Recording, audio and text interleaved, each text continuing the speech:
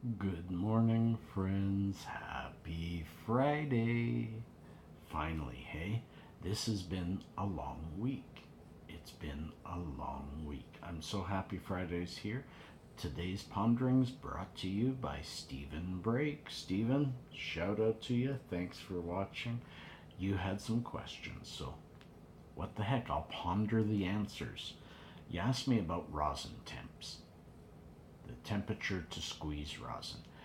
If I had a rosin machine, my temp would be, I would try 190, 195. Uh, 180 is where it starts to melt properly and squish out, and I believe 195. Once you get into the 205, 210, you're starting to burn some of the THC. That's the study that I did long ago, and most people agree with it. The lower the temp, the more the stronger the consistency, the less gooey and fatty it is. Too high a temp, you bring the fats with it. But therein lies the rub. To find a curling iron, a hair straightener, none of them have a set temp, and most of them start around 230, 240, 250. And I had lousy rosin for the longest time until I found wet to straight, Revlon, wet to straight, or straight to wet, or something, wet to straight. Uh, because it has lower temperatures, because it's meant for wet hair and you don't want to burn it. Really, what I want a rosin machine. My birthday's coming up. I mentioned it to my kids, but they're like $300-400. But I want a rosin machine because then I could set it for 190, 195. Find the sweet spot. Which brings me to your next statement: the favorite flowers to press. That's a difficult one because depending on the flower depends on the temperature.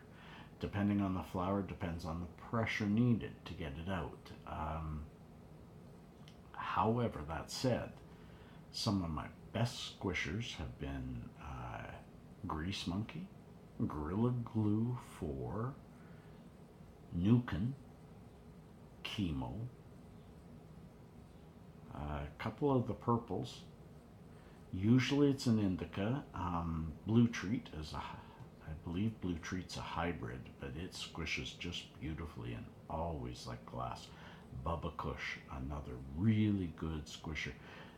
I would, if you're looking for ones to squish, the way I have always advised people is first research what are good hash producing plants.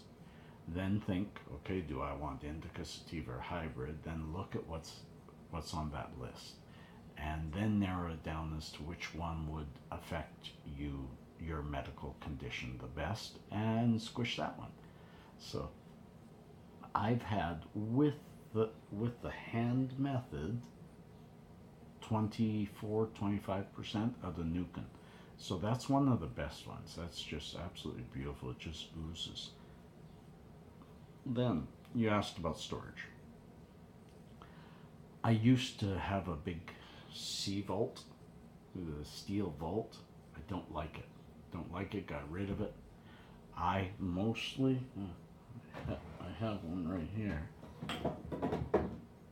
I mostly store in these mason jars, and I usually only have a quarter to a half ounce of each type, and it'll fit.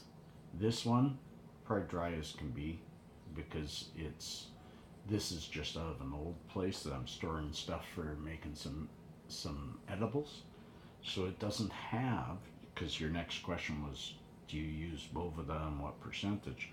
I use Boveda. I use 62% because that's what my flowers come with.